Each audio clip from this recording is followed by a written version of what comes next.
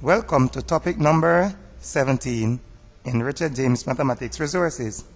It is entitled Functions. This will be the basis of most of the work that will be done in graphs in the future. As a matter of fact, the fundamentals of functions will not be appreciated until work is done at a more advanced level. There is no branch of mathematics that does not require the application of functions in some guise or the other. Most graphs that have practical applications are pictorial representations of functions. Like any other topic in mathematics, efficiency of performance at the higher level requires detailed knowledge and understanding of most of the basic principles involved. The presentation of this topic will have as its focus, at least at the beginning, the most basic principles in the understanding and working with functions. A function is a mapping from one set that is called the domain to another set that is called the range or codomain. The mapping is done in such a way that each element of the domain can have only one image in the range. When we say mapping, we mean a system by which an element in the first set is associated with an element in the second set. To show this, an arrow goes from an element in the first set to its associate in the second set. There we have a mapping, which of course represents a function, or we are going to examine if this mapping represents a function. Now, a mapping, as you can tell, has a device by which we can associate one element of a set to another element of another set. So A is associated with 1. So the device of association in this case is an arrow. There are other devices of association that can be used to link one element of a set to another. Here we have the elements of the first set. Like this element A is mapped to 1, so it is associated with 1, and B goes, the arrow goes from B to 3, showing that B is associated with 3. The first mapping is a function. It can be clearly seen that each element of the first set only goes to one element in the second. So that is why it is a function. The element of the first goes to only 1, this goes to only 1, and this goes to only 1. Even though B and C are mapped to the same element, the mapping is still a function because the elements in the first set, B and C, each map to one element in the second set. So notice that B and C are going to the same element. However, B is going to 2, C is going to 2, so B is only going to 1 and C is only going to 1, so that constitutes a function.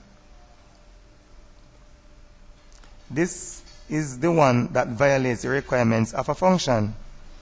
An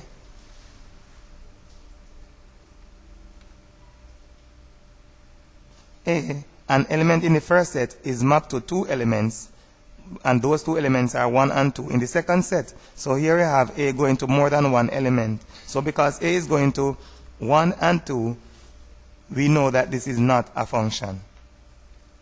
There's no problem with this one. No alarm here. Each set has only one element, only one mapping. The relation represents a function, so there's no problem seeing that this is a function. Although all of the elements in the first set are mapped to the same element in the second set, the relation is still a function. A is mapped to only 1, B is mapped to only 1, and the same is true for C. This one, take note what's happening to A right there. This is not a function, and the reason is blatant. A, an element in the first set, is mapped to all of 3 elements in the second set. So that is why this one is not a function. This one is a function. Each element in the first set is only mapped to one element in the second set. Now we have those arrows giving an emphasis.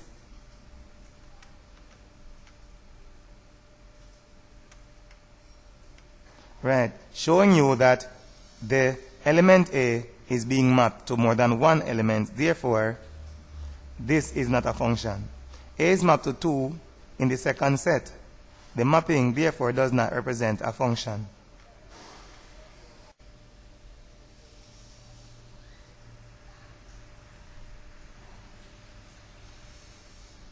When seeking to determine whether a mapping represents a function, the focus should be on the elements of the first set, the domain. If there is a single case in which there are more than one arrows leaving any single element, the mapping does not represent a function, as this means that one element in the first set, that is the domain, is being mapped to more than one element in the second set, which is the range. This is irrespective of how many arrows are going to a single element in the second set. Another serious matter to consider is that all the elements in the domain must map to at least one element in the range. That is, each element in the domain must have at least one image. Note also that all of the elements in the range do not have to have associates in the domain. We may also think of functions as a test of police officers firing their pistols at targets in a practice session. There is no way, under normal circumstances, that a police officer can fire a single shot and hit more than one target. If this occurs, it goes down as an irregularity and the operation is not a function. Surely, we may have many officers hitting the same target. This is normal and is considered to be a function. Graphs as functions.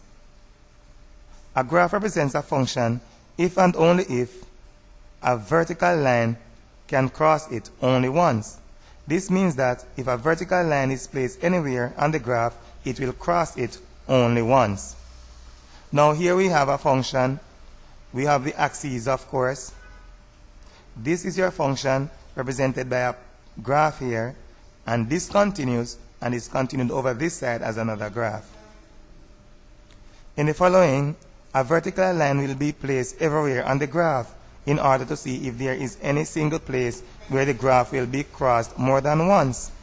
This will be achieved by slowly passing a vertical line across the graph. Notice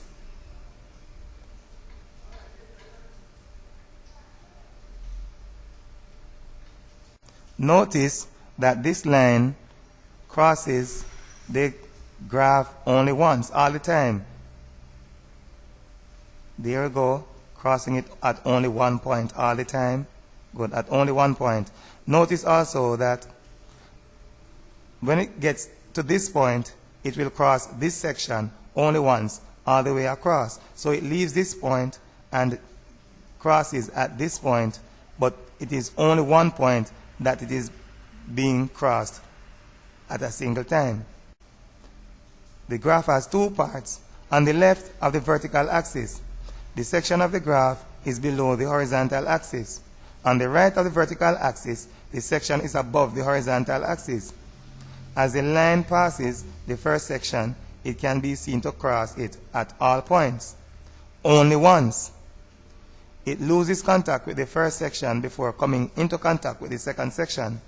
That it also crosses only once. So that graph represents a function. Now let us take a look at this one.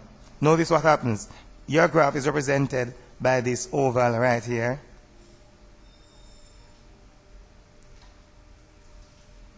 While the line is crossing, it crosses down here and it crosses up there. Therefore, it is crossing more than once. So the line crosses the graph up there and down there, crossing it more than once.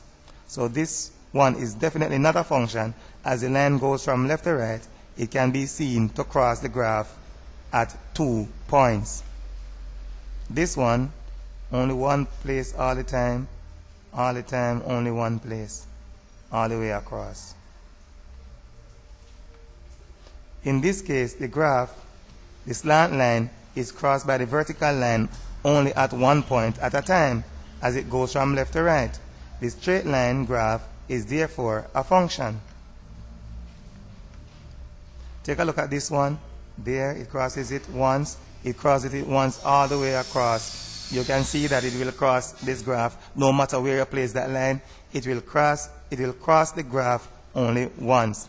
Although this graph, like a wave, goes up and down, the vertical line crosses it only once as it goes from left to right. This is also a function. Look at this one. What is going to happen? It is going to cross right here only once, one place at a time. Then it will lose contact and will come here again, but it will only cross the graph once.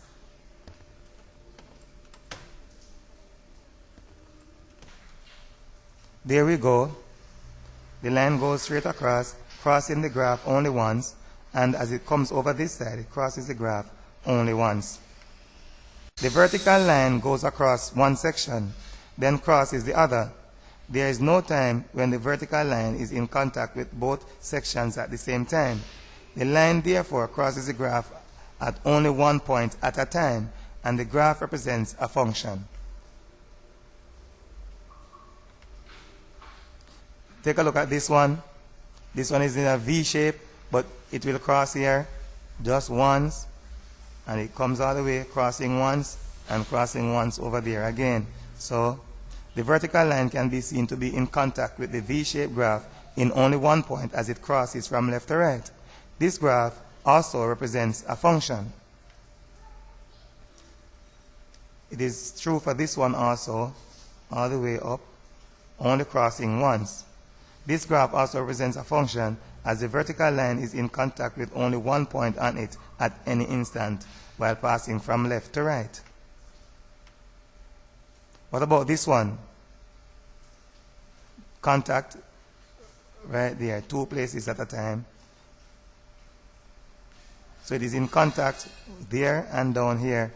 So this is the other graph that does not represent a function. The vertical line crosses it more than once. Notice that the vertical line, for the most part, stays in contact with 2 points on the curve as it goes from left to right. This one, no problem seeing that this is a function. It will only cross this curve once. This graph represents a function. Students should develop the skill of looking at a curve and tell if it is a function, as animations will not always be present, especially in an examination. The process of using a vertical line to test whether or not a graph represents a function is called the vertical line test. Now we are going to be taking a look at algebraic representations of functions. There are two popular ways of representing a function algebraically. One is like that. The first expression is read by saying f is such that x maps to x squared plus 1. So f is such that x maps to x squared plus 1. This one, although it appears to be Euler, the correct pronunciation is Euler. So this is called Euler's notation.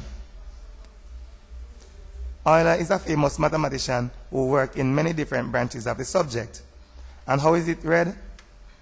It's read by saying f of x is equal to x squared plus 1. And that is the one that I choose to use all the time. But if you see this on an examination paper, as it is often the case, then understand that these two really mean the same thing. Now we have a representation, a partial representation of this function that we have here, where we have a negative 1 here, so we square that.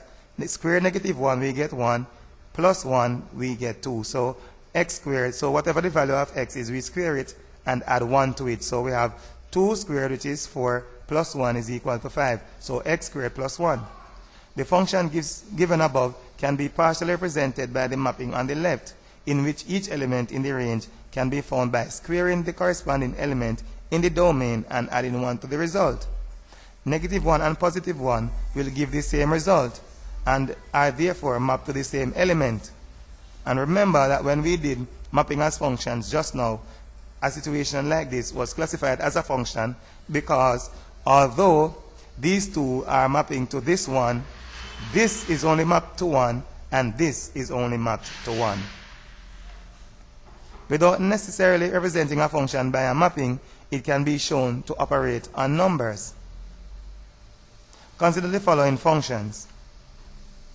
So we have 3 functions there, and we are saying f of x is equal to 2x minus 3, g of x is equal to x plus 1 divided by 3, h of x is equal to x squared plus 4x plus 4. Find the value of f of 5. Now what do we do? To find the value of f of 5 means that at each point, a position in the graph, in the algebraic representation of the function f, where we see x, we replace it with 5. So to find the value of f of 5 means that at each point in the algebraic representation of the function f that we see x, we replace it with 5. The algebraic representation shows the function f operating on x. So what we have here is a general representation of a function. So in this case, we are saying f is operating on x. So f is a function of x. So when f operates on x, it results in 2x minus 3. So if that is a general representation, what do we say then?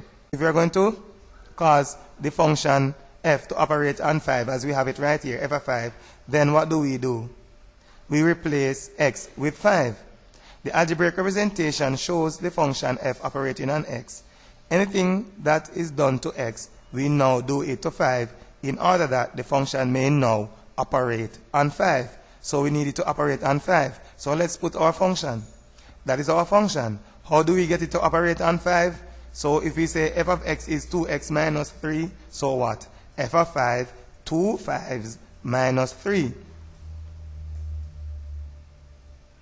Then we just 2 5s 10 minus 3 is equal to 7. There we have it.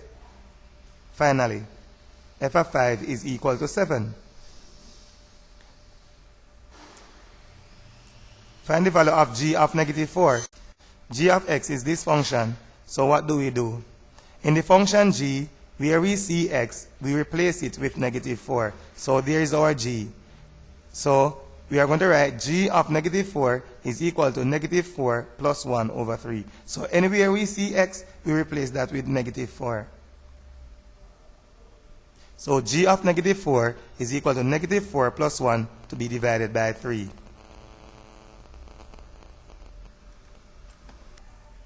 We may then simplify the expression, and it turns out to be g of negative 4 is equal to negative 1. It is not a complete necessity to cause the first step in the solution to look exactly like the function. However, the introductory step will indicate to any examiner that the candidate is sure that he knows exactly what to do. Partial marks could have at least been obtained if there is an error in subsequent steps. Find the value of h of negative 2.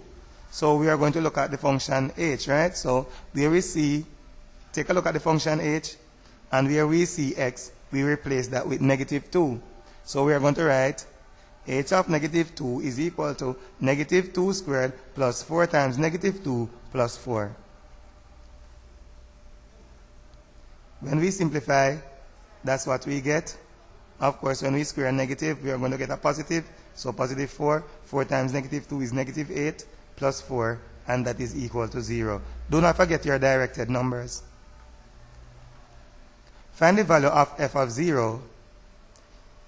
In the function f, where we see x, we replace it with 0. So we need to take a look at that function f. So f of 0 is equal to 2 times 0 minus 3. And that is what we're going to have right there. And then that is simplified to give negative 3. Find the value of g of negative 1. In the function g, where we see x, we replace it with negative 1. So there's your function g. Of course, we have a reminder of it at the top, but we are going to replace it right here. G of x is equal to x plus 1 divided by 3. So where we see x we put -1. So g of -1 is equal to -1 plus 1 to be divided by 3. That's it. Find the value of h of -2. Do the same. In the function h, where we see x, we replace it with -2.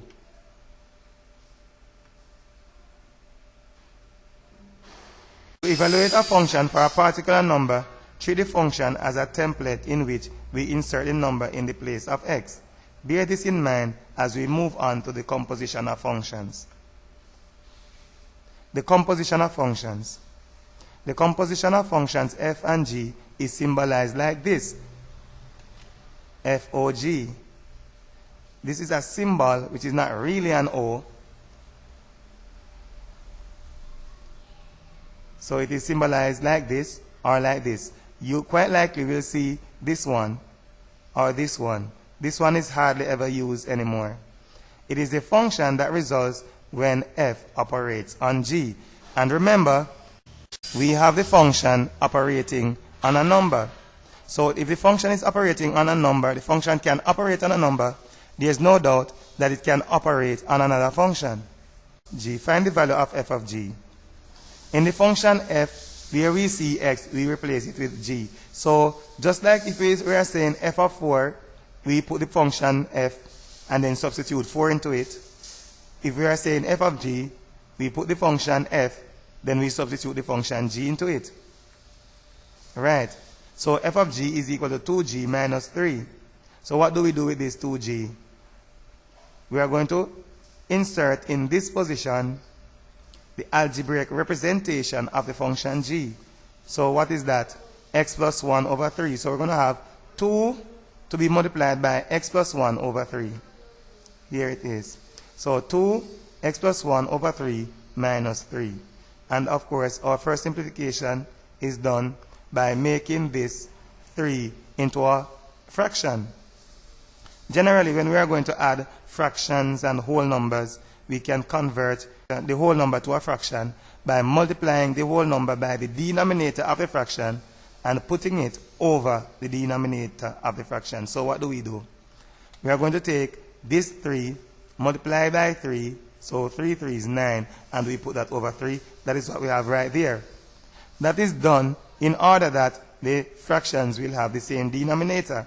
Because if fractions have the same denominator, then it is easy to add them, as we know from our work in primary school. Adding fractions with the same denominator, we just add the numerator and everything is placed over the denominator. So let's do that.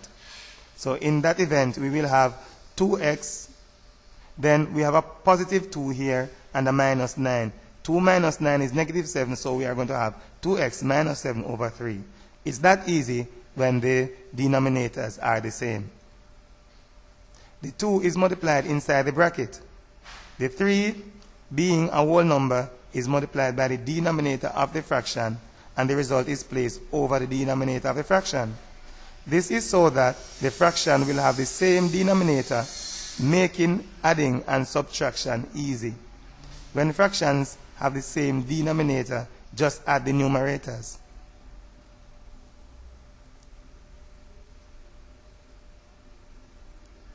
Find the value of f of h. In the function f, where we see x, we replace it with h. So we have f of x. So what do we say about f of h? F of x is 2x minus 3. So f of h is 2h minus 3. Right. And then what do? We take out this in the next step. So this, instead of having h, we place the algebraic representation of the function h. Right there. Do not forget our function h. It is right up here. As a reminder, as a matter of fact, all the functions that we are using are right here, and we are going to use them, have that as a reminder. So we are going to have that. So all we need to do now, expand this bracket and minus 3. So that is what we have done, and that is our function. So f of h is 2x squared plus 8x plus 5. In the same manner that students treat the function like a template when causing it to operate on a number, it should be treated like a template in which we substitute the other function in the place of x. The difference is, in the first case, the result is a number, while in the other, the result is another function.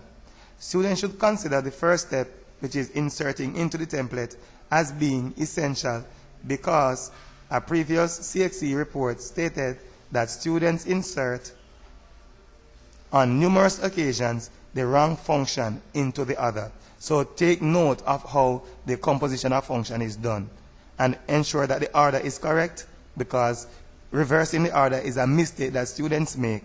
So make sure that you have taken steps to trap that error. Find the value of g of h. In the function g, where we see x, we replace that with h. So we say g of x is equal to x plus 1 over 3. So we're going to say that g of h is h plus 1 over 3.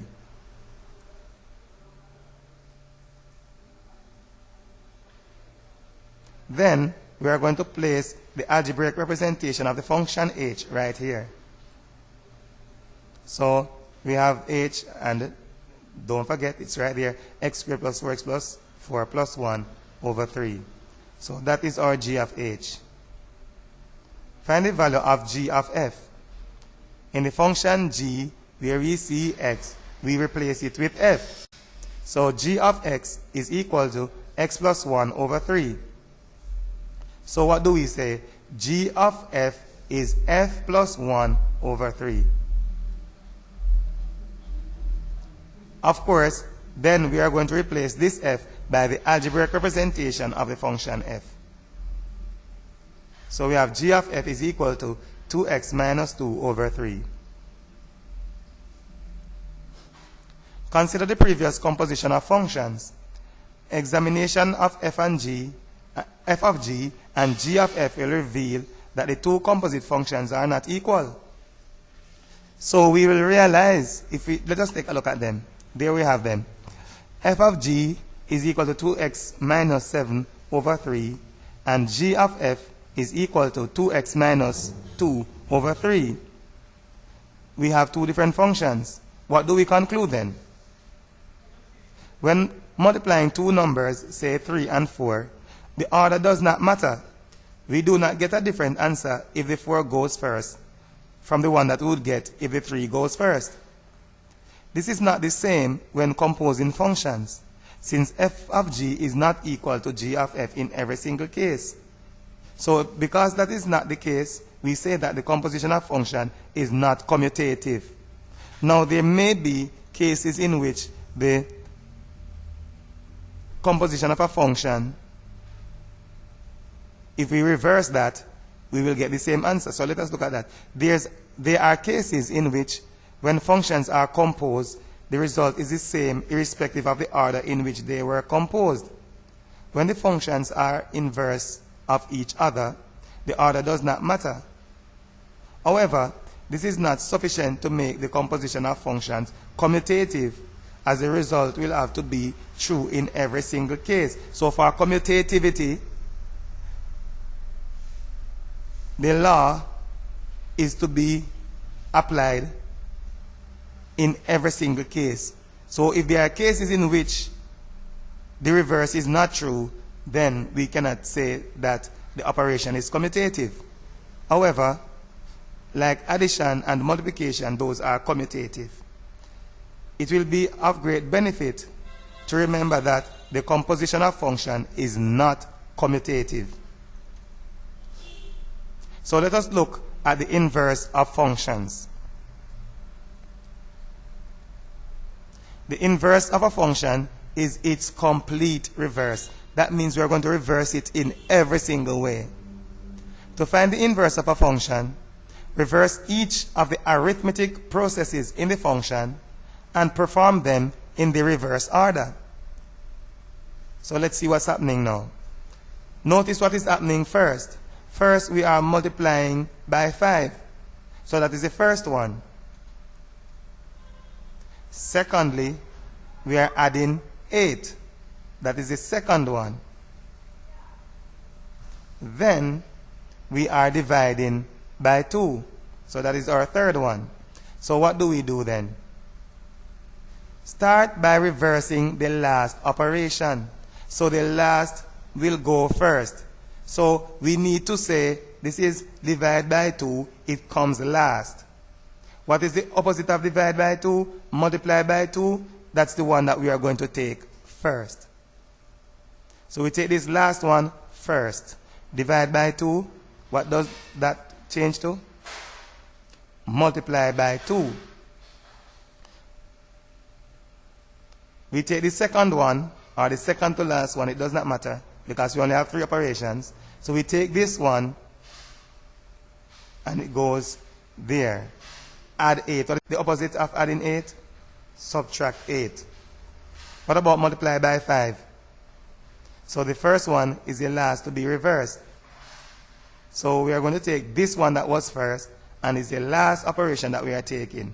And of course, we are required to reverse that operation also. So we divide by 5. So multiply by 5, divide by 5.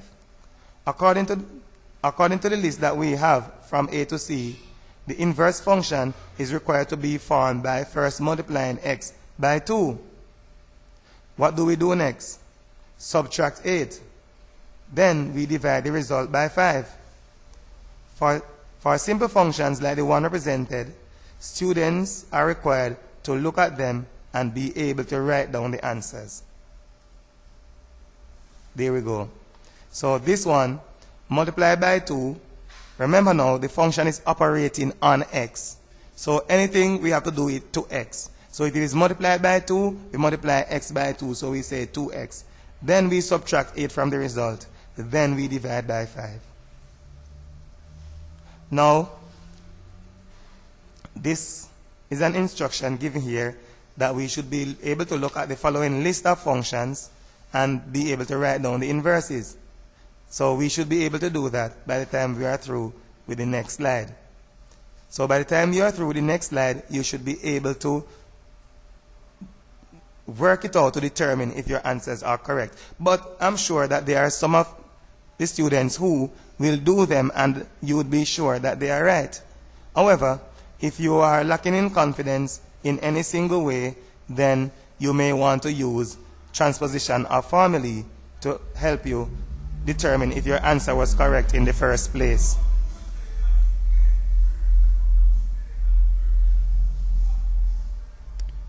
We are with the inverse of functions. The inverse of a function can be found by transposition of formula. If the function is to be turned completely around, we may replace x with f of x and f of x with x. So that's no problem. It's logical. If you want to turn it completely around, replace your x's with f of x and your f of x with x. There we go. But is this right? Well, it follows simple logic, but I think that there is something missing. The change as presented on the left is just fine if we want to determine the inverse of the function. However, when the transposition is complete, the result that remains will be the inverse of the function. It is therefore more appropriate to place f inverse of x in the expression rather than f of x. So it is more appropriate to put f inverse right here, because at the end, what we will have, if we transpose this, is not f of x, it will be f inverse of x. Now we may transpose. Remember our transposition of formulae? As I told you before, those things that we did before will come time and time and again. So a very good first step in transposition, as we always do, is flattening the equation, which is get rid of the denominator. We are dividing by 2 on the right-hand side, so we do the opposite, which is multiply by 2 on the left-hand side. So although I'm just explaining it right here, I don't think it is completely necessary. Now we have 5 f inverse of x plus 8.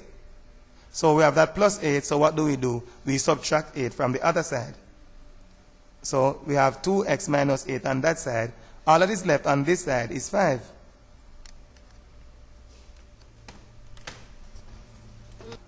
So finally, we are going to divide by the 5 that we have right there. And That's what we have. Of course, reverse the function that we have f inverse on the left-hand side. We may finally turn the function around. Be careful not to treat any of the previously discussed topics with scant regard, because here comes transposition again. Revise it if necessary. So there we have our function. F inverse of x is equal to 2x minus 8 to be divided by 5. Of course, it can also be determined by transposition of formula.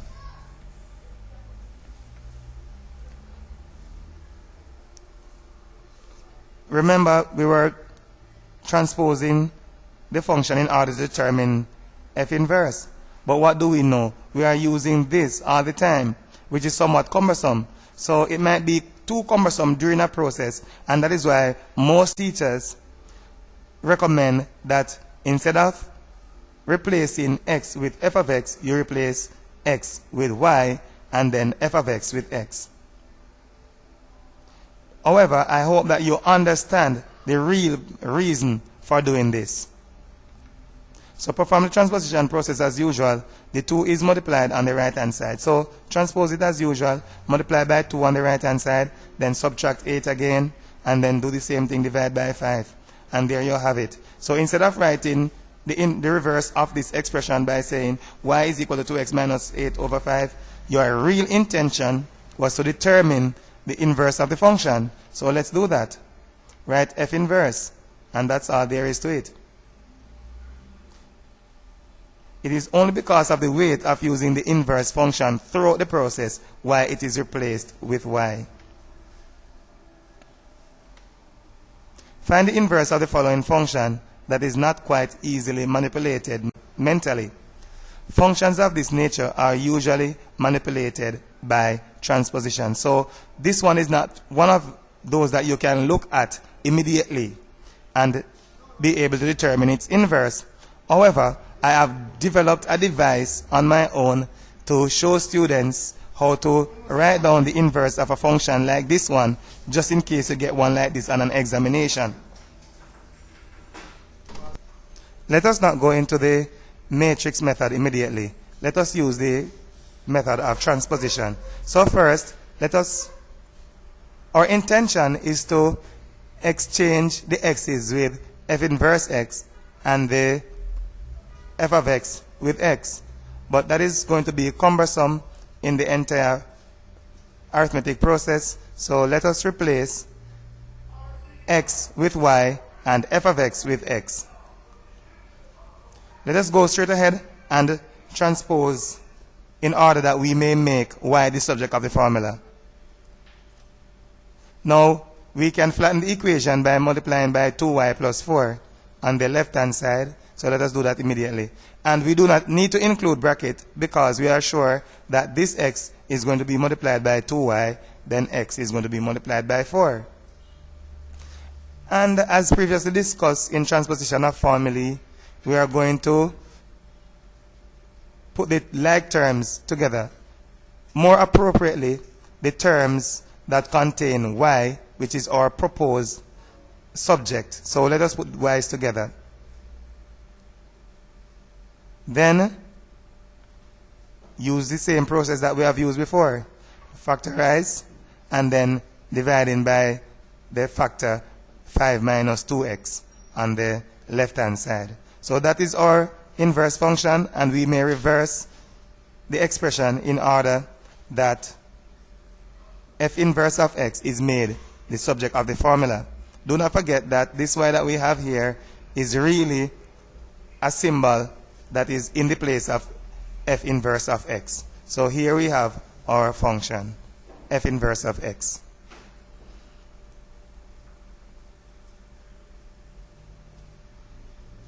Now, when a function is given in this manner, there is a way that the inverse can be written down on inspection. Let us treat the coefficient like the coefficients, those coefficients that we have, and of course the number. So we're going to put the 5, negative 7, 2, 4 as a 2 by 2 matrix. So just as we have it here, 5, negative 7 there, and 2, 4. Manipulate the matrix as you would when finding its inverse. That is, exchange places with the 5 and the 4, then change the signs of the 2 and the negative 7.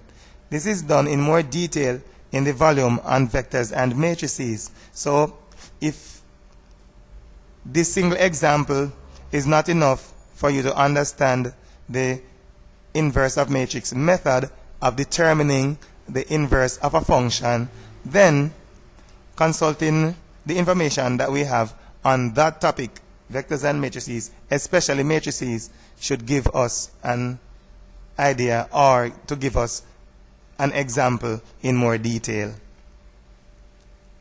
So what do we do? Just as if we were going to inverse the matrix, these two exchange places and the signs of these two will change. Write the numbers as a coefficient in the resulting function. Place them in the same position. So we are going to put this 4 here as 4x, then plus 7, then in the denominator negative 2, and then 5. So let's see. There we have it.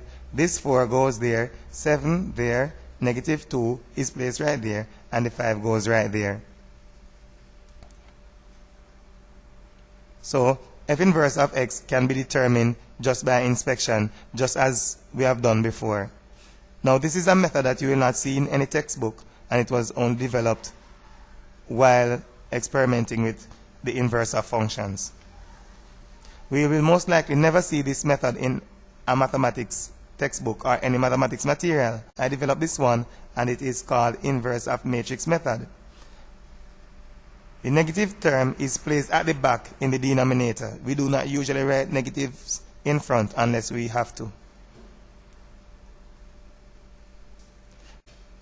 For the function f of x, find f inverse of x and then f of f inverse of x. That means we are going to find the inverse of x, and of course we are going to compose the function with its inverse. In the function, x is multiplied by 6 at first. Then 1 is subtracted from the result. Finally, the result is divided by 5. So doing the reverse of the last thing first means multiplied by 5. We will then subtract 1, and then finally we shall finally divide by 6. So we have multiplied by 6 here, plus 1, divide by 5. So what do we do first? The last one first. So we do 5x, then we subtract 1, then we divide by 6. So we should have 5x minus 1 to be divided by 6. We then cause f to operate on f inverse. Therefore, in the function f, as usual, just like how we compose f and g, that is the same way that we are going to compose f and f inverse. So, in the function f, where we see x, we replace it with the inverse, f inverse of x. So, let us put the function f right here. So, f of x is equal to 6x plus 1. 6x plus 1 to be divided by 5. Therefore, we are going to replace this by the inverse of the function. So we have f inverse, f of f inverse is equal to 6 f inverse plus 1 over 5.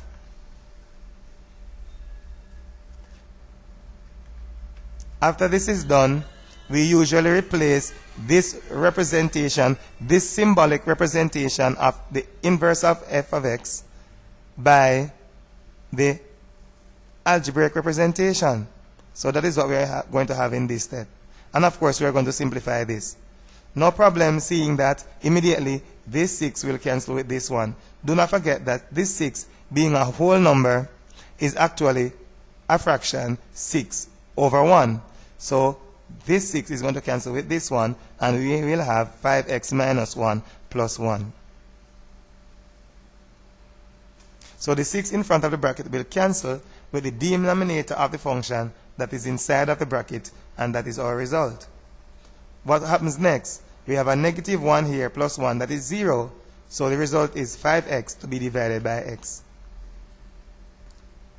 So the negative and positive ones will take care of each other, and we have 5x to be divided by 5. 5x divided by 5, the 5's will cancel, and we have x. So f of f inverse is equal to x. So we are going to compose the function in the other way this time. So instead of doing f of f inverse, we are going to do f inverse of f. So let's see what we have. We recall the function and its inverse. So we have the function f of x right there, and we have its inverse right there. So f inverse is going to be operated on f. So we are going to take the function f inverse, and inside that function, where we see x, we replace that with f. And we have a symbolic representation of f. Now we're going to replace it with the algebraic representation of f. So immediately, we will see here that 5 will cancel with this 5. So the 5s will cancel. We have 6x plus 1 minus 1 to be divided by 6. These are gone. So 6x minus 1 plus 1 over 6. The negative and positive will take care of each other. So let's see how that happens.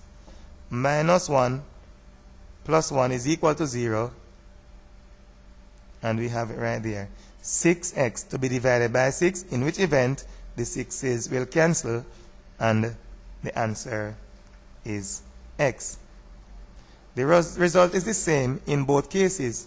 Students are required to understand that when a function of x is composed with its inverse, the answer is x. This is irrespective of the order in which they are composed.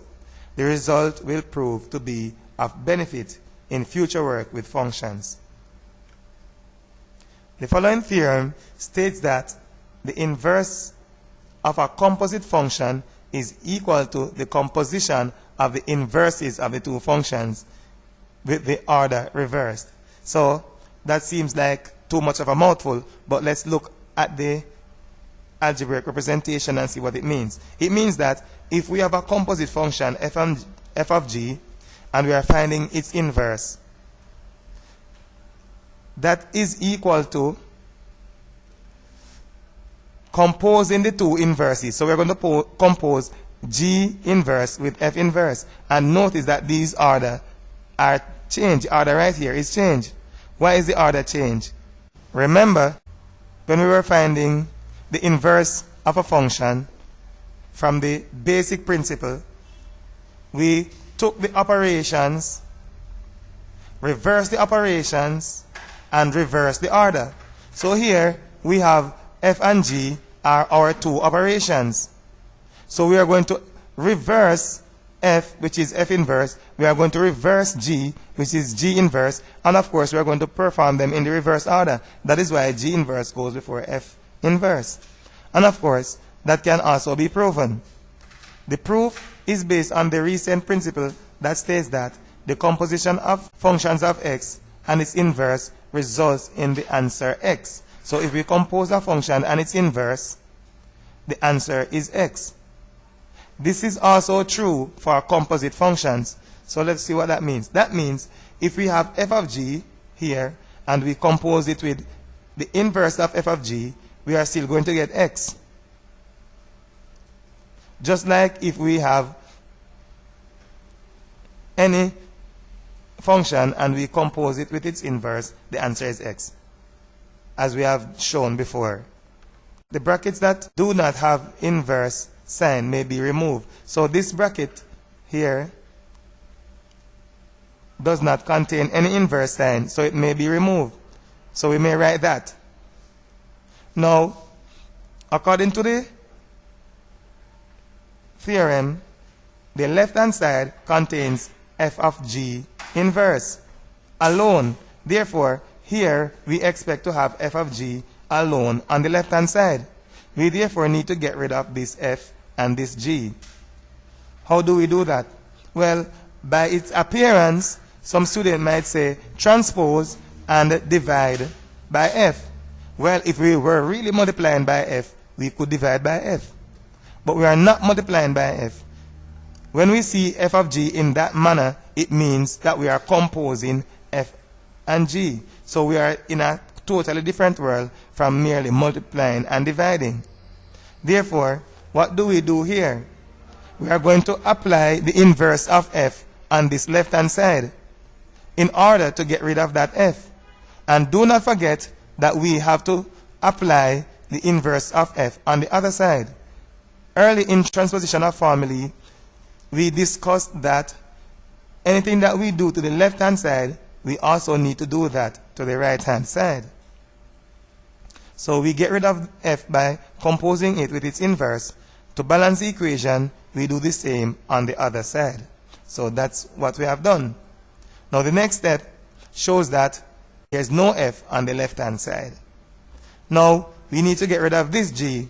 And of course, no surprise, we do the same thing. Compose with g inverse also. Right. And of course, we need to compose with g inverse on the right-hand side also. So the theorem is proven now. We have f of g all inverse of x is equal to g inverse of f inverse of x. Notice that f inverse goes to the front on both sides of the expression. Then the same thing is done with g inverse. This is because the composition of function is not commutative and order matters. So on the left-hand side, if f goes to the front, we place it in front on the left-hand side. Then, of course, g inverse is going to go at the front. So we put g inverse at the front on the right-hand side also. So we are going to do some computations with functions. Now, just to get us in the frame of mind that will help us to be able to work with functions irrespective of how they come. As a matter of fact, after this topic, we'll be taking a look at functions in some other different ways. Now we are going to find here f of g of negative 2. We may just read it like that. F of g of negative 2. So now we may look at it in any number of ways. Here we have f is operating on g and g is operating on negative 2. See? F of g, g of negative 2. We may therefore find g of negative 2. So we might find g of negative 2 first, then cause f to operate on the answer, or we may find f of g and cause the composite function to operate on negative 2. So we may say then, do g of negative 2 first, and then cause f to operate on it, or we may go ahead and find f of g of x, and then cause it to operate on negative 2. So let's see what happens. We have f of x there. Right. So what we are going to do first, we are going to find the composite function f of g first. So where we see x, we replace that with g. And of course, what do we do next? We replace that with the algebraic representation of g. So there we have it. Simplifying, we have that. So that is your composite function f of g. Now what do we do? Now that we have f of g, we cause f of g to operate on 2. So we are going to insert negative 2 in the composite function that we have right here. So where we have 6x minus 3 over 3, we are going to write 6 times 2 minus, it's actually negative 2. So it's 6 times negative 2 minus 3 over 3. That works out and simplifies to give negative 5. Notice that we could have simplified the composite function and that would have been the answer. We will now determine the value of g of negative 2 and place the answer into f. Now, the other way is to find g of negative 2 first. So we have found g of negative 2. Remember how we do that? Look at g of x. Where we see x, we put negative 2. So g of negative 2 is equal to 3 multiplied by negative 2 minus 4. That is equal to negative 10. So what do we do with this negative 10? We further cause f to operate on the negative 10. So f of negative 10, where do we have f? Right here. So f of negative 10 is 2 times negative 10 plus 5 to be divided by 3. There we have it. When we simplify that, we get negative 5, which is what we had before. So the answer is going to be the same, irrespective of what process we use. The second approach is similar. The second approach is simpler and may be preferable in an examination, take a good look at what is asked first. So in an examination, you are asked to find f of g for number 1. For number 2, you are asked to find f of g of negative 2. It would be better for you to find the f of g as requested because you are going to get marks for finding f of g. When you go to the other part that requires you to find f of g of negative 2, you don't go any further. You just insert the negative 2 in the composite function that you have already. However, if nothing was asked before, then I think that the second approach that I took is going to be easier for you, and it is what is going to be recommended in examination conditions. So the statement says there, if the question did not require a composition of the function, then the second approach is easier. If a composition was first required, just put negative 2 in the result. We have there now to find the result of g of h inverse of 5. So what do we do with that? Of course, g is operating on h inverse of 5. We need to find h inverse of 5 first. But h inverse is not found as yet. So that is our first job. We may do it in one step by our usual reverse operation. Multiply by 2 and add 1. Let's see. h inverse of 5. So we need to find h inverse. What do we do for h inverse here? We have h is we minus 1, then divide by 2. So to find the inverse, we are going to multiply by 2, then subtract 1. So we are going to have 2x plus 1. So x minus 1 over 2. So we multiply by 2 first, we have 2x. Where we have the negative 1, we put plus 1. So we're going to have 2x plus 1. Doing everything in the reverse. So that is your h inverse of x. So let's find h inverse of 5. How do we do that? Here is h inverse of x. Put 5 right here. So we have h inverse of 5 is equal to 2 times 5 plus 1. And that will give us 11. So we now take this 11 and we put that into g. Substitute the result in the function g, replacing x with 11. Here we have g, so we're going to have 3 11 minus 4.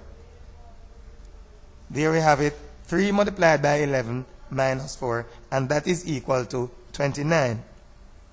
Now we have this lovely one, h of g of f of 2.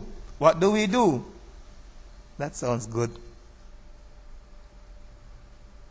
First, we find f of 2. This is your f, so f of 2 is what? 2 times 2 plus 5 over 3.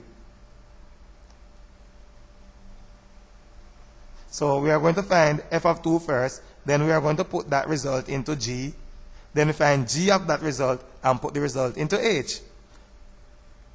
So f of 2 is this, 2 times 2 plus 5 over 3. There we have it, is equal to 3. Of course, this is going to give 9 to be divided by 3, and that is going to be 3. Of course, do not forget, our functions are here reminding us at the top of the slide. After that, we need to find g of 3. How do we find g of 3?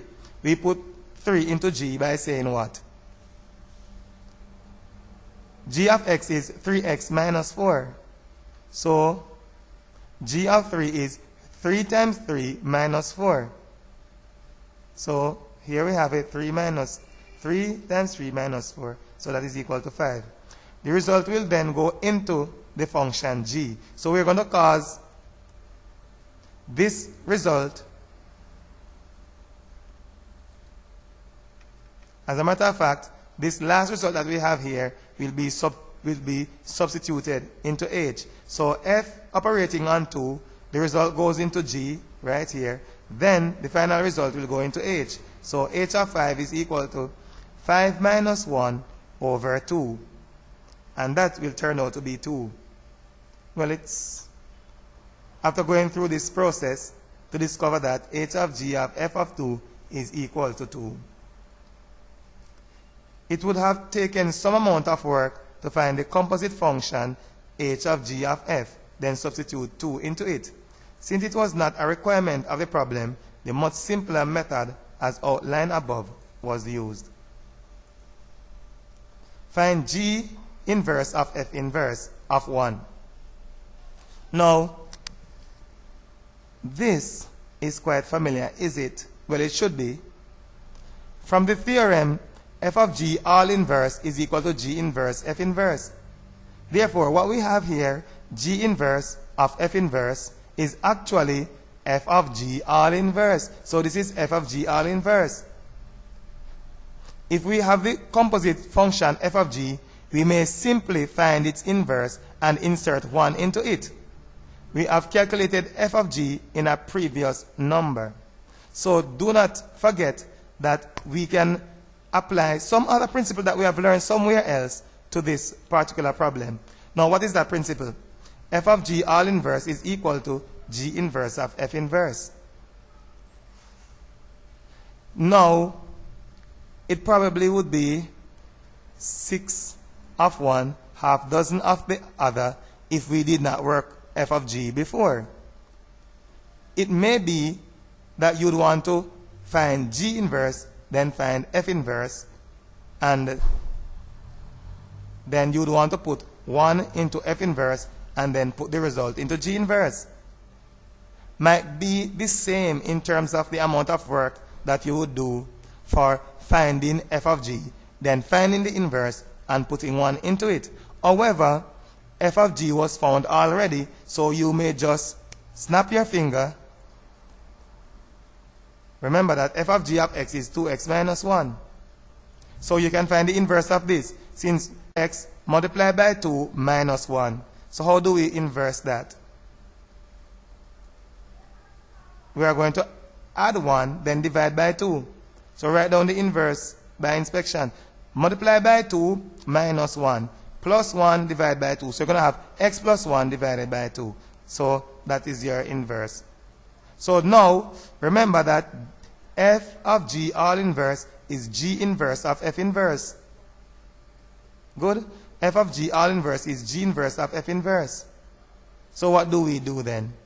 All we have to do is say that this that we require here is the same as this that we have right here, and inside of this function we are going to put 1.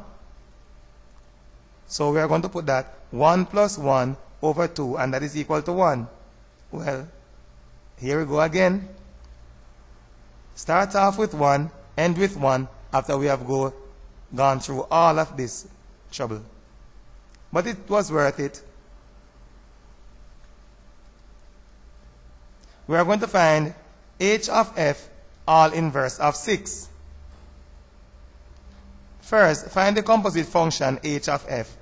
So we are going to find h of f all inverse of 6. Of course, it would be good to find h of f first, then we find the inverse, and then we put 6 into it. And as a matter of fact, that is what we would have had to do with the one that we have just completed. But we did not have to, because f of g was already calculated. So remember, h of f, what do we do? Cause h to operate on f. So let us see if we can take it from here. H of f is equal to f minus 1 over 2. So h of f is equal to f minus 1 over 2. So f minus 1 over 2, what is f? 2x plus 5 over 3. So let us do that. Do not forget that when you have a fraction here and a whole number, multiply the whole number by the denominator of the fraction and put the result over the denominator. So that is what we have, 2x plus 5 over 6 minus 3 over 6. And that is what we have right there. So that is our function. It reduces to this, x plus 1 over 3. So we have x plus 1 over 3. That is our final result. We can cancel because there is a number that can go into the denominator, and that number can go into each term of the numerator. If we did not have that, meaning if we did not have the number that could go into both terms of the numerator, then no cancelling could have taken place. No reduction of fraction would have been possible right there. So this is your f, this is your h of f. Of course, we may write down the inverse of this. So we have plus 1 divided by 3, plus 1 divided by 3. So what do we say? we say multiply by 3 minus 1. Therefore, the inverse of the function is h of f inverse of x is equal to 3x minus 1, as we have just discussed. Now we are going to substitute 6 into the inverse of the function. Now this is the inverse of the function, so we are going to put 6 into it. So we are going to cause this to operate on 6. So 3x minus 1 becomes 3 times 6 minus 1. And that is what we have, 17. 3 6 is 18, minus 1 is 17. When working with functions, it is very important that the basics are understood. When this is achieved, no matter how difficult the situation may appear, the solution can be quite easily